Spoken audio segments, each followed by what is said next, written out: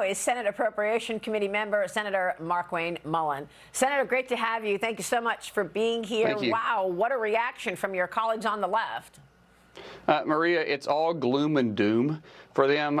Their hatred towards President Trump and any agenda that he's putting out there is mind-blowing. But their numbers are so ridiculous. I mean, you heard them say the one big beautiful bill is going to cause millions of children to die in the country. I want to see how they back that up. When they start talking about these most ridiculous rhetoric that they have just to fire up their base, it's like, okay, when are you going to fight for America? Because all you're doing is giving gloom and doom and your hatred towards President Trump. But at some point, you was elected to lead. So where's your ideas? They don't have any because their ideas reflect socialism. Meanwhile, you've gotten so much done in the last few months, passing the big, beautiful bill into law right now, as well as the rescissions package and the digital assets bills as well this week. What's your take on the priority right now, Senator? Well, I want to go back and talk about what you just said, because we have absolutely done tremendous amount of work. Underneath President Trump, his leadership style is absolutely wearing me down. I used to say no man will outwork me because I honestly don't require a lot of sleep, 4 to 5 hours. I don't know when this man sleeps. It is not unusual for me to talk to him between 12:30 and 1 a.m. and again at 5:30 a.m. But his leadership style is pushing us to do better. His leadership style for America and for the future of America is so strong that we're able to be more productive in this Congress underneath President Trump, Leader Thune, and Speaker Johnson than any Congress in recent history and may be history. I mean, think about this. We've done a rescission package, which was the first time that's happened since 1999, a reconciliation package that cut $1.6 trillion, and now CBO has actually came back and rescored that, and it's closer to $2 trillion in deficit spending. And now we did a cryptocurrency bill that people didn't think could get done, and our market is absolutely responding. And then you start looking at the appropriation bills that we're starting to do now. We have a real opportunity. Oh, and not to mention, in June, the first time in June, we've seen the Treasury receive $25 billion in surplus, meaning that we brought in more for the first time in over a decade than we spent. That is all because of President Trump's leadership and the American people trusting the Republican Party in November and putting us in charge. When do you feel that we are going to see a real impact of all of this work you've just accomplished?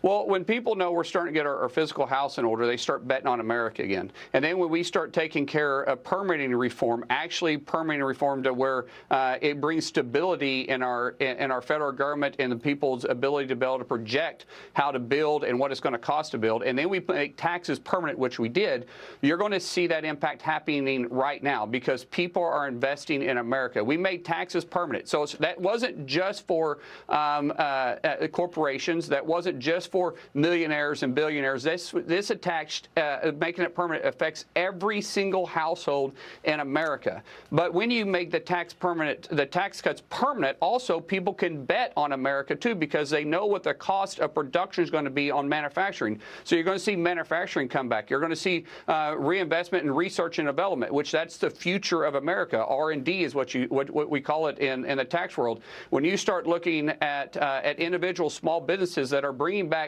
in more money, they can start investing in their communities. So you're going to see wages go up because we already see wages go up. We'll see a big effect in the fourth quarter, and then you'll see another big jump in the first quarter of 26 because people are getting the tax returns and they're seeing that benefit of it. Yeah, that is great to take note of the fact that the tax cuts are permanent. That is a big deal. Real quick before I move on, now you've got to talk about the appropriations for the next go-round, and for that, you're going to have to do that with Democrats. Are you going to be able to have these kinds of accomplishments come September when you've got to get through, or are we going to see another continuing resolution? We have to work with the Democrats on this. So the question the Democrats are going to face is, can they go away from their base? Because right now, their base is anti-America. I don't care which way you say it, it's anti-America. Because when you're for socialism, which they are, because Bernie Sanders and AOC and this crazy socialist that they're trying to elect in New York City, that's the leader of the Democrat Party. So the party is a socialist party at this time. So that's anti-America. So the question is, can they do something for America to move us forward? And we, as Republicans in the Senate, we can't can't do it without them. We have to have them. So are they willing to shut down the government? Because we have 12 appropriation bills that we've got to do, or are we going to do a CR by September 30th, or the government goes into shutdown? If we go into shutdown, it's a Schumer shutdown. It's 100% a Schumer shutdown because he's leading the Senate for the Democrat Party. And I will bet it's probably going to move into a Schumer shutdown. Wow. Well, so we're going to look at a shutdown come September. Look, you mentioned it. You've got prominent Democrats right now lining up behind that socialist mayoral candidate, Zohran Mamdani, praising his rise in New York. Watch this.